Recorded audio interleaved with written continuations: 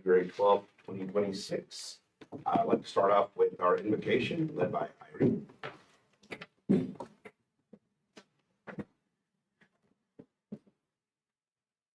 Lord, grant us wisdom and understanding as we discuss and make decisions. Help us to listen attentively to one another, respecting diverse viewpoints and seeking common ground. May your presence guide our thoughts and actions, ensuring that everything we do brings glory and honor to you. Thank you, Lord, for your continual guidance and provision. May the outcomes of this meeting be pleasing to you and beneficial to all whom serve. In Jesus' name, amen. Amen. Allegiance. I pledge allegiance to the flag of the United States of America, and to the republic which stands one nation, indivisible, with liberty and justice. Pledge allegiance to the flag, one state, under God, one indivisible.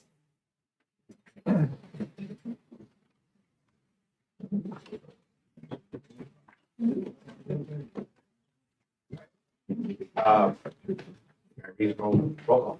Okay. Devin Bogdan, Here. Caitlin Shu, Susie Sullivan, Ed Bennett, Here. John Codd. Here. Deanne Heavlin. Here. Gabrielle Hopel. Here. Kevin Kishnick. Here. James McGill. Here. Deborah Moody. Here. Melissa Villa. Here. Brian McCabe. Here. We have a quorum, sir. Do we have any public comment? No, sir. We'll move down to the next step. Discussion and or action on our consent agenda. Everybody's had a chance to review. Make a motion to accept. A motion, and a second. Second. Motion and second, all in favor? Any opposed, same sign? Motion passes. On to our taxpayer liaison report. Good morning, Mr. Chair. Podium, so I'm just going to stand here. Well, That's what we always bring. you get to be the first without voting. I can do that. I'm tall. See y'all. You've seen my report and just what has come up. Excuse me, the appraisal review board is in session. It's been about 3 feet, the full day of hearing, we were here yesterday, full day of hearing. And there's a whole bunch of them up there now with the auxiliaries and doing a half-day training. So they're looking good up there. They've had over 80 protests heard and concluded. That was it yesterday. They may have gotten more today. They're going well. The webpage has been updated thanks to our IT department. It's current. The chairman reports to me they're going to need 2 new members. And so what we're going to do is y'all are going to be advertising by March 12th. We've gotten applications, gotten legal. They've given the clearance of March 12th, and something on your agenda to approve, hopefully, to not more new auxiliary members. No real suggestions other than that, and we haven't gotten any complaints yet. That's always good. That's where we are. Do we have any questions? All right, thank you very much. Mr. Chair, they are training up there and they've asked me to attend, so we have any issues. Yeah. We'll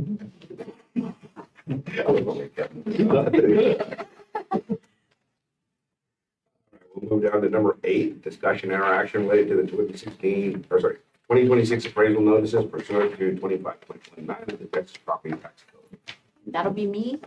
And our plans are to send our notices out on April 1st in accordance to the Texas Property Tax Code. Everything's on target to be sent out. Notices, we usually have several runs dependent on the property type, but in the first run, all the residential, majority commercial land will go out in the first run. So that's what I have to report right now. And we're sending notices to everybody regardless whether there's an increase or not. Yes. Okay. Any questions? Moving on down. Discussion and action related to the approval of Appraisal District's fourth quarter 2025 investment report. Would be me. And for those of you who do not know me, I'm Jennifer Williams. I've been with the district for 3 years, and I'm acting as interim director of administration. Thank you. So the biggest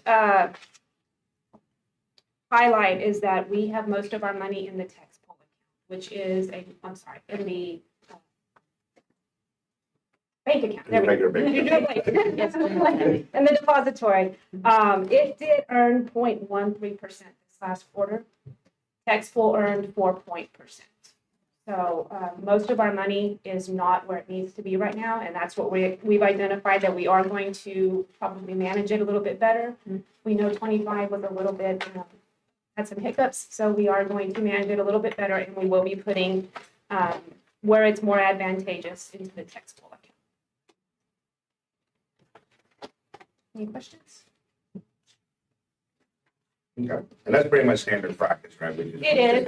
I did look, previous years, we had about an 80-20 split. This year, it's about 50-50 or 60-40. So we're getting about So 80-20. I'm gonna monitor a little bit better and put it back. Where it's more advantageous. Any questions? I have a question for Deborah. Yes, sir.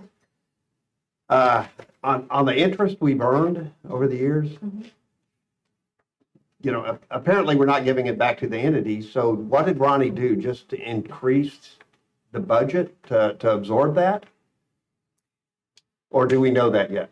We don't know that yet. Okay. So typically, interest on accounts, I can't cite the code off the top of my head, but interest off of interest-bearing accounts, interest is not required to be given back.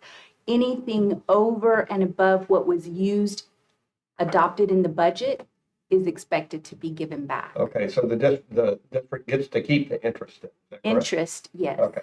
It's considered prudent with the finances, prudency with the finances, and, you know, essentially it should really go to an emergency fund. So like if we have an emergency, like disaster plan, Mhm. those funds could be allocated. We can definitely bring that before the board and have a board action as to where you all would like to see that money go.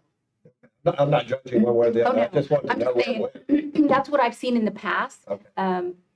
Other appraisal districts do with the interest that they've earned on the interest-bearing accounts. Good questions, good to know. We do need action? Yes. Okay, I need a motion to approve the 2026 investment policy. Well, it's the appraisal district's fourth quarter investment. Oh, sorry. The item. Motion so made. Number Second. 9. All in favor? Aye. Any opposed? We knew. Okay. All right, motion passes. Let's see, we're down to our camera. Number 10. Number 10.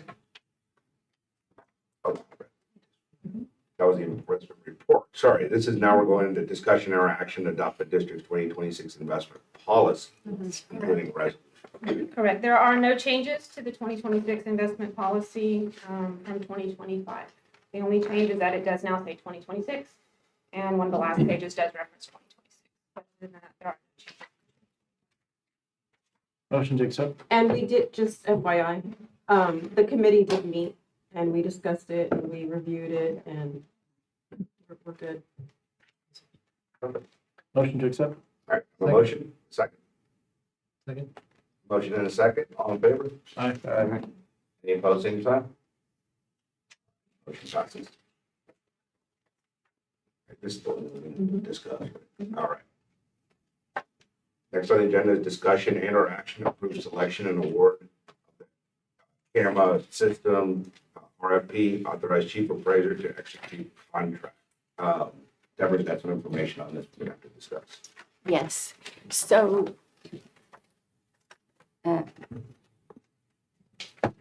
the board approved NCAD 8-member committee did execute the RFP process. at the direction and assistance of Miss Veronica Toomey with the Scotia Woods, the RFP was posted on January 16 and due by, the RFP submissions were due by February the 2nd at 5 p.m. On February the 3rd, the committee received one RFP submission. We scored the RFP submission in a timely manner, and we are recommending True Prodigy for our camera system. Some of the details, we don't have a contract, but we will bring a contract back to the board for review and approval at that time. Right now, we're recommending selection of the camera that was True Prodigy, that was scored and reviewed. Would you mind reminding me of the other names of the other companies that were submitted? Well, I'll tell There you, were in, There weren't, right? Okay, just good. one was submitted. On this one, even though the agenda language refers to executing the contract, it would just be to approve the selection of True Prodigy for the county RFP. Probably subject to contract. We'll bring Not- the I contract mean, back. we can bring the it'll be a two-step process. We'll Okay. bring the contract back at a later meeting. So I had a technical question. And I don't know if I overlooked it or if the entrance is part of this, but this to me did not include the parking. Does it? On the monitoring? Or is the public space all the parking? No, this the. You're on the camera Yes, system. the vista system, yes. But No, we're on the camera. We're on the, when we're on the camera, not the camera, the. Not the camera, but the camera. camera. Oh. You're on ahead. Okay, so The camera. I misheard, sorry. That's okay. Easy to do. Okay, then another question. And so, yeah, so we need a motion to accept True Prodigy as the, accept as the selection, and then, was it after 30 days, so the next meeting? Yeah, We'll just bring it back. We'll bring it they'll bring it back and we have to approve the contract. I'll make a motion to approve. We have a motion, do I have a second? Second. Motion and a second, all in favor? Aye. Any opposed, same sign? All right, motion passes. Now, we're gonna come to Gabby's questions. Discussion and our action to approve contract with Security 101 Holdings, Inc. for a video camera system and services pursuant to TIPS number 230202. And this one is one. So I'm gonna kind of jump in real quick on this one. Deborah and I went through a few things yesterday on the camera system. I'd like to table this to the next meeting. I think we can get some more bids and make sure we have all the. Yeah. There's gonna be another item that comes up too. I think there's some things that may not have been addressed, and I don't want some crazy change orders to come at us later. And so I'd rather just push this to next month. I saw it. If it could just be a motion to table, because we don't know, we'll. I'll make a motion to table. Okay, motion to table, I have a second. All in favor? Aye. Any opposed? All right, we'll table that. And number 13. Right, discussion and or action regarding updating authorized users for text pool account. So the document, good morning again. So the document in the tab number 13 is adding me to text pool and removing the previous director of administration. As I mentioned in the investment section, I will be monitoring that a little bit better, but right now I just don't have the access. So the resolution amending authorized representatives is tab 13. Signatures for that. Cool. Any questions? Need a motion? Need a I'll make a motion? motion. Yeah, to add Jennifer. A motion to a second? Second. Motion and a second. All in favor? Aye. Any opposed, same sign? All right, motion passes. Next up, we have a special teacher today. Kevin Eastnick, you may be familiar with him, but he is going to do a presentation regarding truth and taxation in relation to the appraisal district. Okay. So the truth and taxation is actually an 81-step process that we do, and this is not designed for you to become an expert in that, but rather explain to you guys what the truth and taxation does so you can understand the relationship between appraisals and tax rates and so forth. And so I'm just going to kind of jump right along here. And If you have questions, please stop me because I want to make sure that we're covering the things that you guys need to know. You don't need to be an expert in how you calculate this stuff. That's not the purpose of this. The purpose is to understand where the TNT is getting to so you can explain it to your taxpayers in hopefully kind of similar fashion that we're going to do here. So taxing jurisdictions budgets, this is where the baseline of what the TNT is trying to get to. What determines a tax rate increase? Anybody know what a tax rate increase is? So a lot of people don't, and it literally is not the rate, but it is a level of spending that determines whether the taxes are increased or decreased. So when we go through the TNT process, what we're really drilling down to initially is to find out through those 81 steps, what is the baseline budget that determines whether that taxing jurisdiction is spending more money, less money, or the same amount of money. And those terms are, so if it's spending the same amount of money or less, it's considered not a tax increase. It is independent of what the rate does, whether the rate goes up or down does not dictate I already have a whether question. there's a whether there's a tax increase or not. So when we run through that 81-step process, we're establishing what that baseline no new revenue rate is. Yeah. And so once we establish what that no new revenue rate is, it's simple math from what the appraised appraised value is, which is independent of that figure. And then you calculate that, and that is essentially what establishes that rate. Go ahead, what's your question? Kind of sounds like the chicken and the egg thing, because you were saying that it depends how much they spend, but if they don't have enough to spend, then how can you say, oh, we're going to determine what they need by how much We're they not- spend? So we're not determining what they need.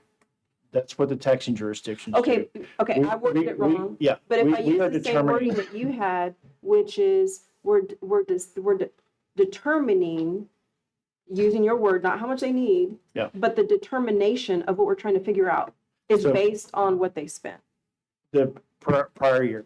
Right. So- But so so that's then if what- they don't so- have enough, So hang on. So that's what, that prior determination is what determines what the no new revenue rate is. It's the same equal spending of what they spent the prior year. That's what no new revenue is. I get that. I understand that part. My So, question was, so the voter approval rate, which is the maximum they can go up to without going to the voters, is 3.5% more than that. Mm-hmm. I get that. Okay, That's not my question. okay. If there is a scenario where they don't, I mean, they have money to spend, right? And what they spend, you said what they spend determines what we're trying to figure out.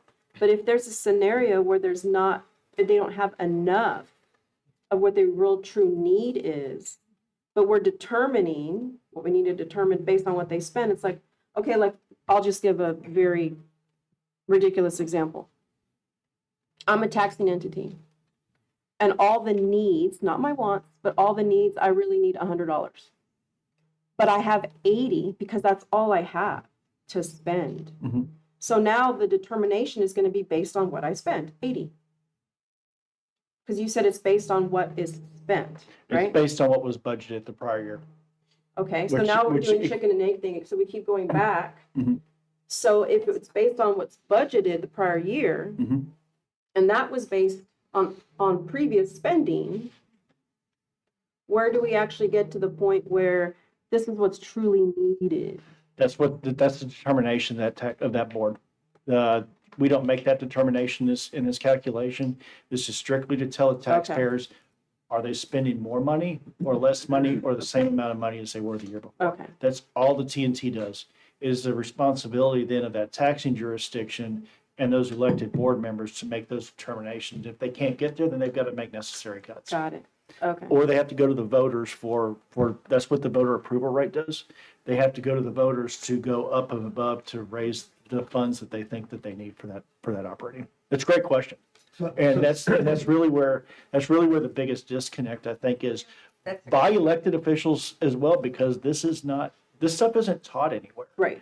I remember sitting on my first budget hearing on city council back in 2009. I was 6 weeks into my term and having to adopt a budget, and they're telling us we're going to they're sitting there telling us, it's a tax rate increase, and I'm sitting there, it's a tax increase, and I'm looking at, well, the rate went down, and nobody could explain it to me. So I did a deep dive, and then we did that. So it's a completely legitimate question, I think, that most of the public has. So that, and I'm glad you asked, because that's where really the bulk of the confusion Yeah. comes in the TNT. Thank you. Okay. So they need voter approval to go 3.5%, or they don't need voter? 3.5% is the maximum. If they go above 3.5%, and there's some other things, no unused increment rate, that kind of stuff. I'm not going to dive into that, but let's keep it simple at 3.5%. That's all part of that 81 step process, so I'm just not going to go there. But essentially, yes, 3.5% is the max, and then No, but they need voter approval to get that 3.5%? no, they do not. They do not? At 3.51, they have to go, and above, they have to go to voter approval. So they can raise their spending 3.5% every year? 3.5% every year, that's correct. With no voter approval? With no voter approval. And that's the flexibility that they have. It used to be 8%. Wow. Yeah, so back in 2000, I think it was 17, they changed it to 3.5. It might have been 15, but I'm thinking it was 17, somewhere in there that was changed, and it was reduced to, and that's when they gave them the unused increment is to kind of help offset some of those Okay. adjustments. So moving, any other questions before we move along? Other great questions. I'm glad y'all asked them, and I'm glad we got that clarification. So what determines the tax increase is spending. The whole purpose of the TNT is to let the public know, is my taxing jurisdiction spending more money or less money than the prior year? The rate has nothing to do with it. Because what we're going to see is we're getting election season, you're going to see the bar graphs. Oh, look, your rate's gone down or it stayed the same. We haven't raised your taxes. What's happened to the appraised value? It's gone up. If you keep the same rate and the value goes up, guess what? They're spending more money. That's a tax increase. That's what that is, to take that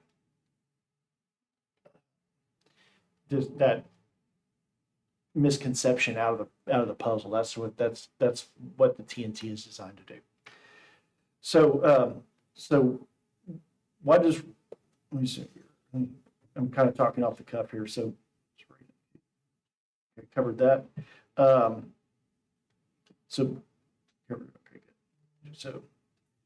So one of the things I want to talk about too is exemptions. We've always heard a lot of talk about exemptions and how they affect.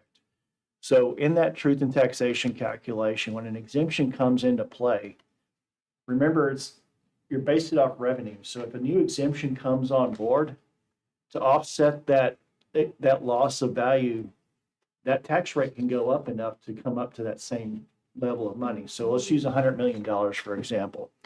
Let's say, let's just say the county, because that's where I'm at. The county theoretically has a budget of $100 million. And we have an upcoming exemption coming on that's going to come on in 2026, where business personal property is at $250,000. 125. 125,000. I'm glad we got the number right. So they're going to be exempted up to $125,000. So you're going to have all that value come off the roll. What that's going to do is it's going to compress the tax rate up, because when you have the value coming off the roll, remember, to come up to $100 million, you're going to have to increase that tax. I don't know what that number will be right now, but that the no new revenue rate will actually increase to offset that loss. Now, the other thing though is we'll have other values moving up and down. So how much is going to go up, I don't know. But generally, I think we're probably going to see an increase on the no new revenue rate to equal a $0 increase for the taxing jurisdictions. Remember, budget is separate from appraisal. Okay, keyword. The appraisal has nothing to do with how much they spent. Okay, the appraisal is just how we come up to calculate how much money each person has to pay to get to that level. Okay, so that's really the key concept you've got to get to. In kind of a real world valuation, let's talk about when we had the discussion of the overvaluation. And for purposes of this conversation, we're not going to talk about specific properties, but I'm going to use some examples that are pretty darn close, and you're going to know what I'm talking about. But we're going to use property A and property B to discuss this. So based off of a $100 million budget for Nueces County in 2023, our appraised value was $42,121,047,466. That was what it would take to raise the money that we had for the tax rate at that time. So the no new revenue rate was calculated at 0.237411 per $100 value, which equals $100 million in total generated revenue. Okay, again, those numbers are not exact. This is an example, but hopefully we can drill down to where we understand what happened in this situation. So the valuation for property A came in that year at $6.5 billion. And valuation for property B came in at $6.4 billion, for a total of $12.9 billion. The undisputed amount of that property A was $1.3 billion, and the undisputed amount for property B was $1.2 billion. This places $10.4 billion on the books as a disputed value. Okay, so recall that the new revenue calculations are based off of the full appraised taxable value of the 42 billion. So the shortfall calculation is quite simple. You just take the 10.4 billion that is currently in dispute, multiply that times the tax rate, and that gives you about $24 million. Okay, you understand why that is? Because remember, we calculated that no new revenue rate based off of that hypothetical value and increases coming in. So the reason why they can pay that undisputed amount is because of under Section 4208 of Texas Property Tax Code, a property owner is allowed to pay on the undisputed amount and not accrue penalty and interest until that property goes through the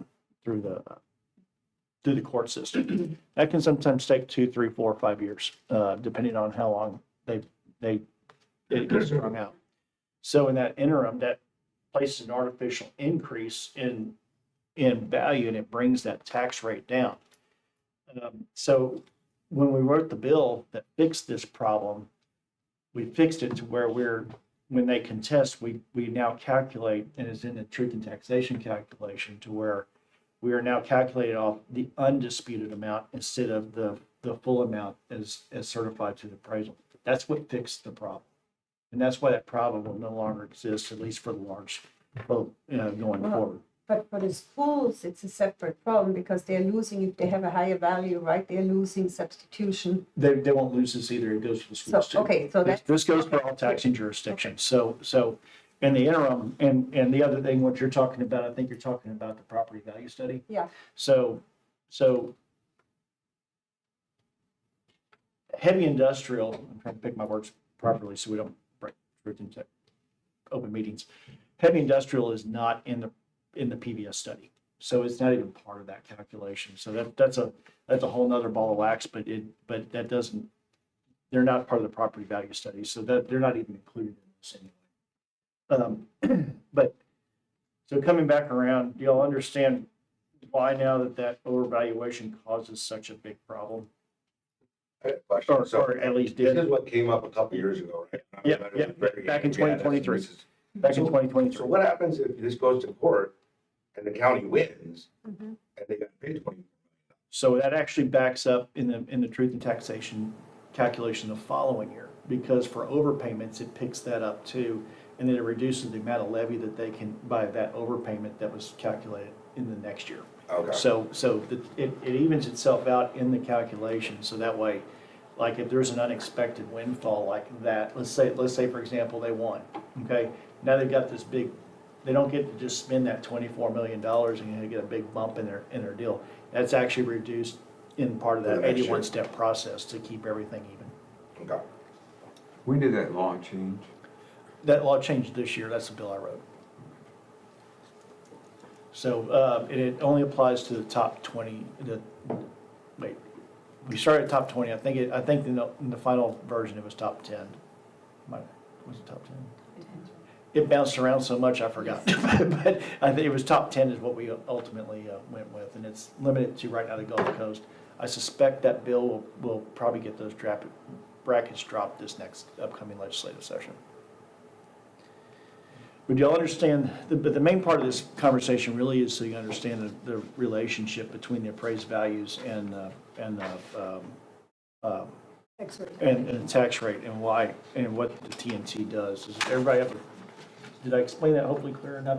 So you understand what TNT actually does now? Yes, no? Maybe? My head's So- spinning? Can I Sure, add sure, something please. just so for you guys to understand what past tense and present where we are right now? So Make sure we don't talk in a about specific perfect, yeah, properties. in a perfect world, your appraisals go up and your tax rate stays low.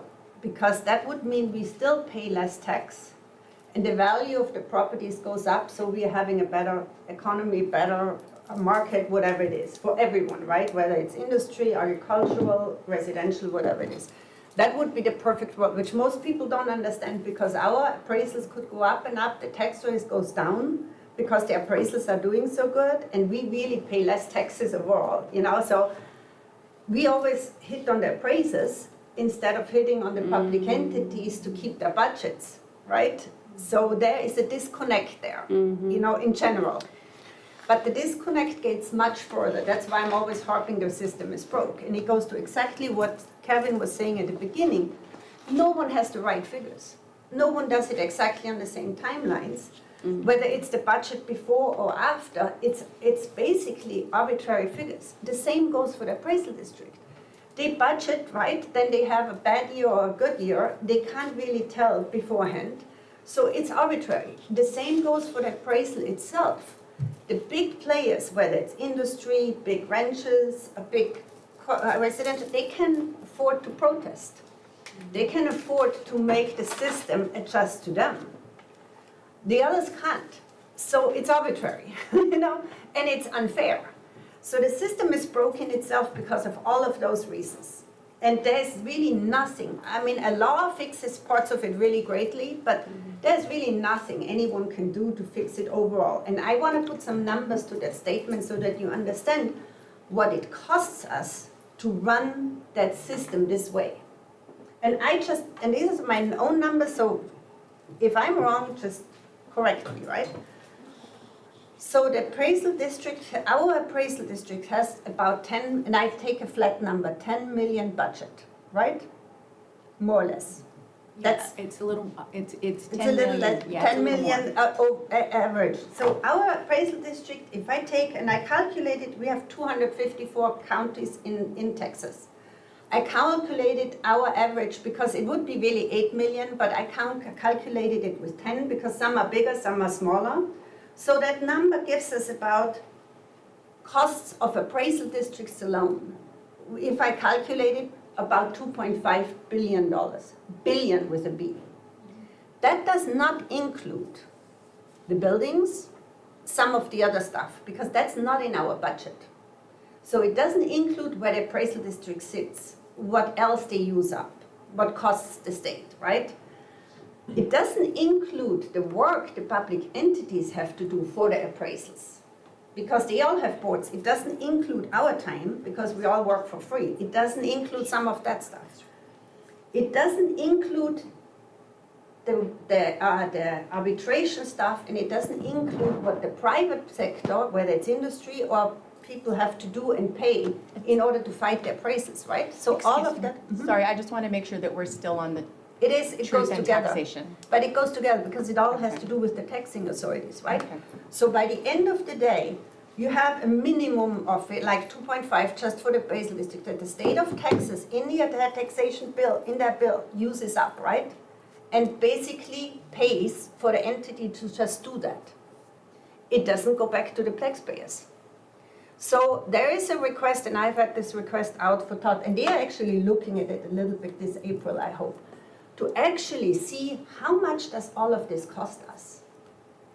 Because if that number is in the, which I would think at least $4 or $5 billion range, is it worth to change the whole taxation system? You know? Because if you can calculate that, that goes back in the pot. That goes back in the state's pot. to actually fix the system, you know? So in a lot of ways, what we are doing here is, and what Kevin is doing is he's trying to make the existing system somehow work, that it gets a little bit fairer and better. But with the system, the timelines, the way we do it, the way the world is moving, it's just not possible, you know? So you have to look at a new set of rules in order to do that. That means property taxes have to certain extent be automized so that the taxation is actually truthful to everyone. That's where it goes back to. It's a system issue. And I think that was really your question too at the beginning. How does this all go together, right? It always goes back to the state and to the base rules of law that they put out for all of it, and the taxation. Is there any? Yeah, the only, so as part of that truth and taxation calculation, the cost of this, the administration of this district is an expense to those taxing jurisdictions, and it is paid for, obviously, by the taxpayers. And, you know, one of the, you know, we have Texas non-disclosure states, so we're basically paying to hide the very data that we need to. Exactly. For the appraisal districts to get a good baseline appraisal. So it's one of the reasons why we have such major issues sometimes in that, and that the state controller's office plays a part in that too. So, through the property value studies. So yeah, I would agree with that. And the taxpayers, ultimately, we all pay for it. We all pay for it. It doesn't come from the state of Yeah. Texas. It all comes from property taxpayers. And we fight our own system. Yeah. And then we have to fight it. We have to fight the system that we pay for, you know? It's like And an if you HOA run- that works against you. So if you run the numbers and you look at where I'm gonna call hiding the value is about 13% of the people benefit and about 87% of people don't from hiding the value. That's where from the the baseline. arbitration part come in. So- Completely arbitrary. So anyway, but as far as TNT goes, you know, again, just in wrapping up and finishing up, remember, a tax increase is based off of spending, or decrease is based off the level of spending that's not based off the tax rate. And so you're gonna see, and as we go into, I don't know, Deborah, what kind of numbers you guys are seeing, but are y'all seeing a potential for decrease or increase? So right now, we're seeing either flat or a slight decrease. Okay, so as we see those numbers come down, remember the no new revenue rate will now go up as those values come down to equal the same level of spending, along with the new exemptions we've got on. So, Yes.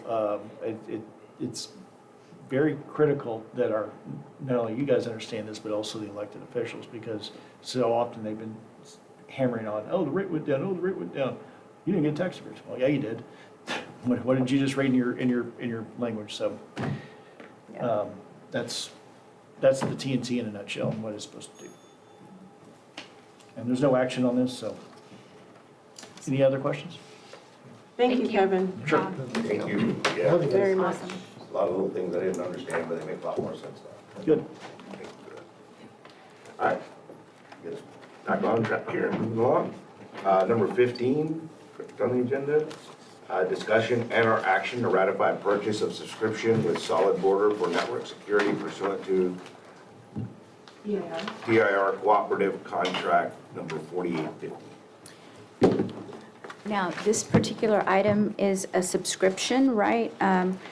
For Solid Border, it's an annual subscription that is always reoccurring. It was placed in our budget for spending. They initially came back around this year at an 8% increase. We discussed it with them and brought it back to the amount exactly as it was budgeted. So there was no increase in this subscription. And because I had to negotiate that with them at a certain time, I went ahead and it was budgeted. I renewed it, same amount as the prior year that was in the budget. And so we're asking to ratify that contract. Is that for the firewall? Yes, sir. It was a little more description for Solid Border, Barracuda. Right, right.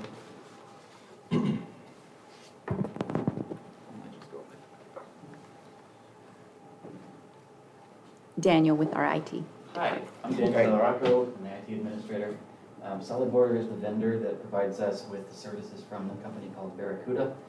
Barracuda handles our on-site backup as well as additional email filtering on top of what Microsoft already provides, and email archival as well. It's pretty indispensable as a service for us. We frequently have to pull old emails, old email boxes. There are a lot of false positives in security, identification of threats and whatnot, so we have to go in there and pick out the things that shouldn't have been flagged as spam or potential malicious emails. But better to have more false positives than to let threats through. It's been a great service, and it would be a big pain to have to redo the entire thing and switch that all over to a different system. I was really pretty blown away that we were able to get it at the same rate as it has been, because they do have a right to increase the amount they're charging us by a certain percentage based on the contract we had last year, I think. Yes, and the thing about it is, because we had to adopt a budget so quickly this last year, you know, we didn't have an opportunity to look in advance at what we had coming in. So, you know, this was one that we budgeted the same amount, and when we explained it to them, they were willing to go with the same amount. This coming year for 27, before we're adopting or putting something in front of the board, we're gonna look at all those contracts in advance. So, I think the key here is that the stipulation for getting the discount down to the last year's amount was that we had to quickly accept it. right, Before the end of January, was it?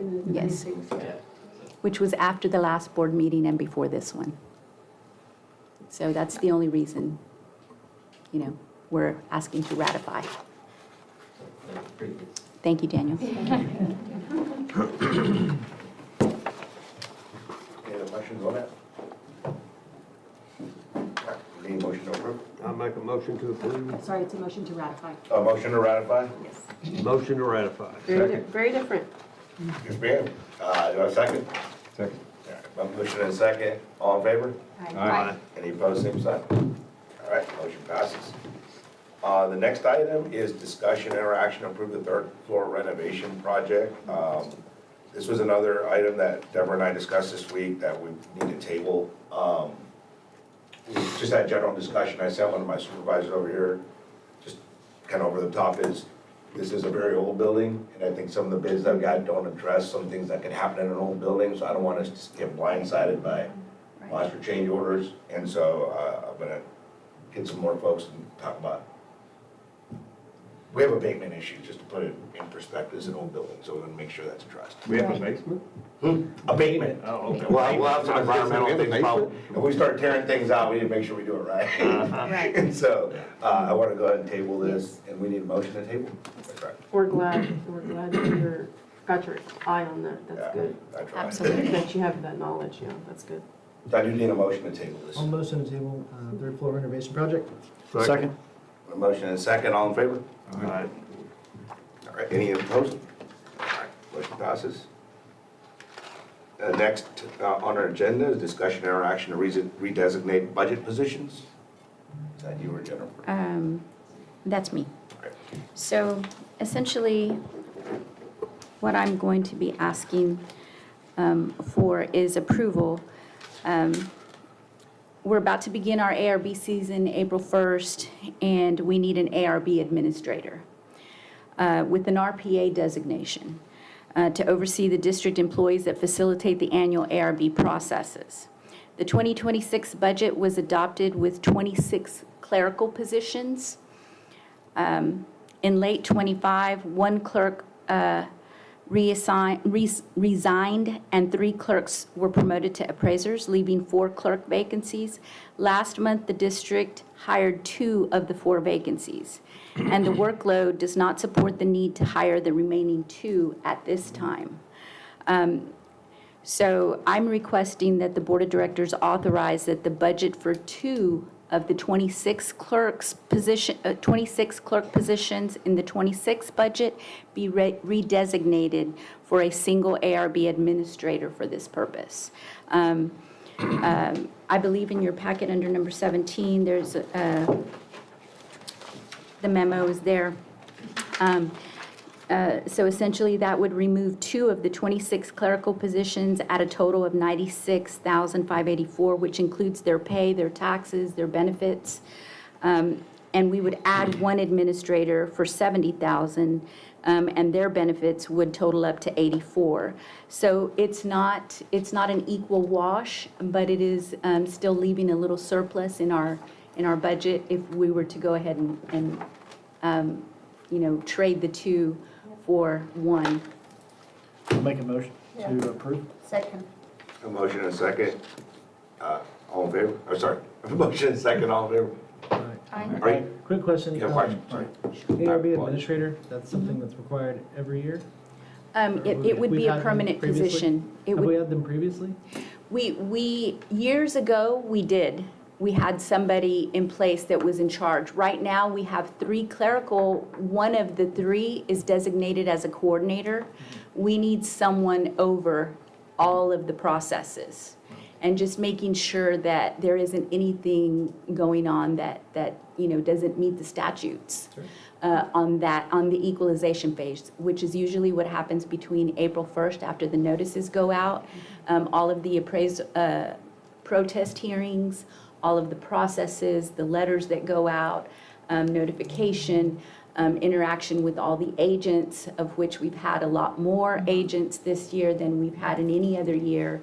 Of course, we've also had more protests this last year than any other year. So due to that, I feel it's rather important to have someone with an actual RPA license to kind of oversee that. And I will be sitting with them, and so will management, to make sure that each department is, notified of any changes, anything, that needs to be done or not be done. I really think it's a great idea also for the public, because if you have one person that's actually in charge of it, how often we have called in the past and talk to this person, so you can say, hey, do you have an administrator? I want to escalate it, that's what it is. It makes it much easier. It's whether it's scheduling, not receiving your notices, any of the, you have probably been up there, it can be chaos. So I think it's very frugal. I did not think you could make that happen with saving money, so I think that's really win-win. good, so. It's a much better Yeah, corporate yeah, structure, and I yeah, think, it brings more leadership to the team. And Yeah.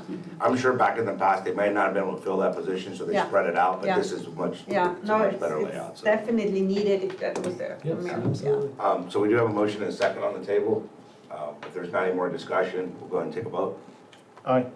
Right. Any opposed, same sign? All right, motion passes.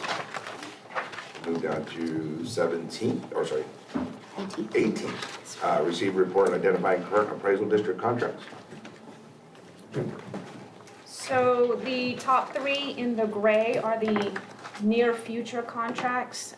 We do have the janitorial contract coming up, the bank depository later on in May, and then the Microsoft 365. These are going to be our hot items here in the next couple of months. And then further down are the remaining contracts that exceed $25,000. Any questions on that? Again, the hot one will be the janitorial. That one comes up in April, followed by the depository. Any questions? Yeah, on the depository, has the investment committee started working through those processes yet? Because that's a bit cumbersome. The investment committee discussed going out for RFP and also soliciting perhaps credit unions because they offer a better interest rate. And so, yes, we did discuss it, and we'll be revisiting that at our next meeting. All right. I haven't read the investment policy. Look at it. I love credit unions, but same token, they don't have that protection in the FDIC, so. I'm not recommending agreeing. Well, I'm just saying, that, depending on our investment Yeah. policy, we make sure, because that Yeah. violates it sometimes, but. Okay, go ahead and move down. Does anybody have anything for executive session? No? All right, we'll move it on down.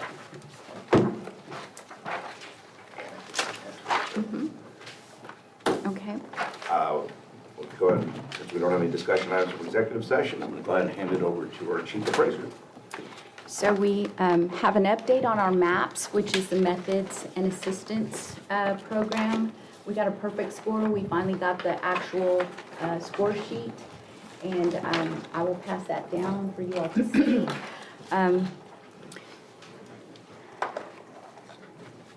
It was for 24/25 MAPS report. Moving on down, the property value study, final 2025, well, it's preliminary, but it's for the 2025 property value study that was looked at. In '24, we failed Agua Dulce ISD. So for '25, it had to be looked at again by the comptroller. We had the appraiser from the comptroller visiting us this past summer. And so he got to look at the properties that they selected to look at. And as of right now, they did rule that our local value was valid. So as a result, that local value was certified. So we're in the clear for '25. Okay. We still have to go through another year of certified value by them so that we can get out of the grace period for that fail back in '24. And once we can do that, we'll actually be on a normal schedule where the PVS will go every other year and not every year. And so that's what I have for the PVS. On item C, just wanted to explain and be transparent. So, we've had a few people that come in. This is not even our busy season, but we have taxpayers that come in. They come in, say, at 10 till 5. They want to see somebody. And they'll see somebody, and then they say, oh, I want to see someone else. And we've had a few situations where they're roaming the halls past 5 o'clock. And because they're going from one department to another. And so with that in mind, at 5 o'clock, the police officer that's security leaves. So I've had a conversation with the security and told them that if someone shows up at the front door past 4:30, let them know that they must exit the building by 4:45 so that we can at least have someone here securing the building while somebody from the outside or public is in the building. So just wanted to be transparent with you all on that in case, you happen to have a constituent that says, hey, can you believe they closed the door? We're really just trying to keep everybody safe. That's a great idea to tell them 4:30, leave by 4:45. And But also, I'm sorry, also the police officer is going to be checking the log sheet because when they log in, he's going to be checking. If they haven't left the building before 4:45, he's going to be calling the department where that person, was visiting and making sure that they do exit the building before 5. Yeah. I'm sorry, Amy. Well, I was just going to ask, because the world's not perfect. Yes. And, they might be in a meeting and they might be actually being productive. And there might be an employee that's meeting with them like, oh my gosh, we're almost done. It's 5:05. Is the security not allowed to stay 5 minutes later if? They certainly can, and I'm Okay. sure we would probably take that as a case by case. Yeah, okay. And absolutely. Yeah. Mhm.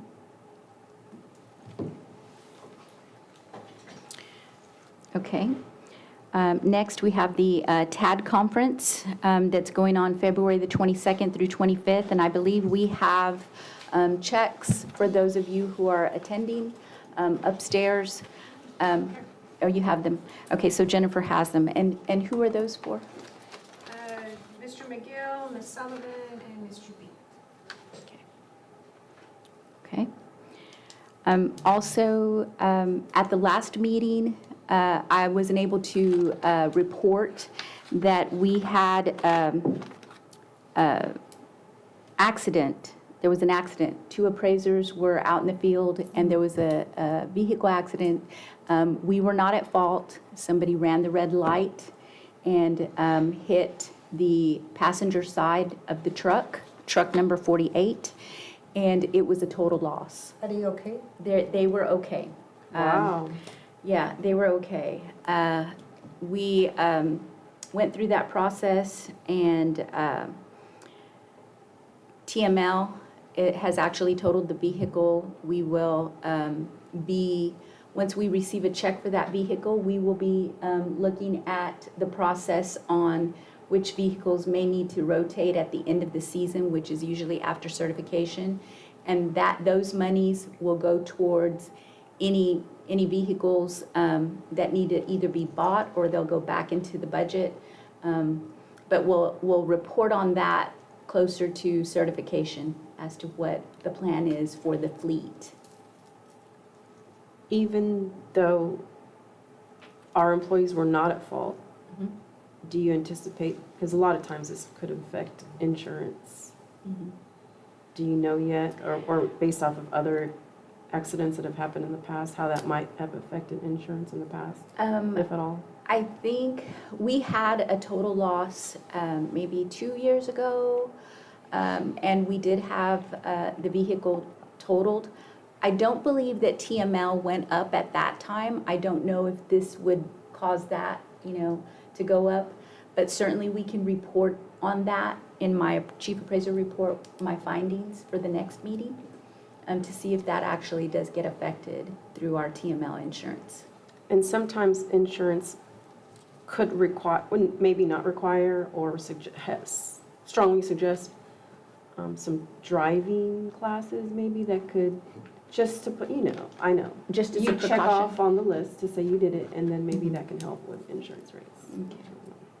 Whose insurance is paying for that truck?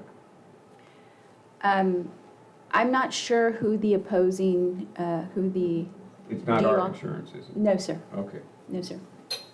It was covered by the person. they had insurance. Yes. Yeah, they had insurance. That's Well, they win a Well- lotto in Corpus. Right, 50/50. Yeah. Okay. So that's all I have. I guess next board meeting date is March the 12th. That's on a Thursday at 9 a.m. Anybody out for spring break or anything? Oh, that's spring break. No. Yeah. Okay, we should be good there. Do we need items, any suggested items for the next board meeting? All right, well, I guess, do I need a motion to adjourn? I will take a motion to adjourn. So mate. Do I have a second? Second. All right, all in favor? Aye. All right, we'll go and adjourn at 9:59 a.m. We'll be done in an hour.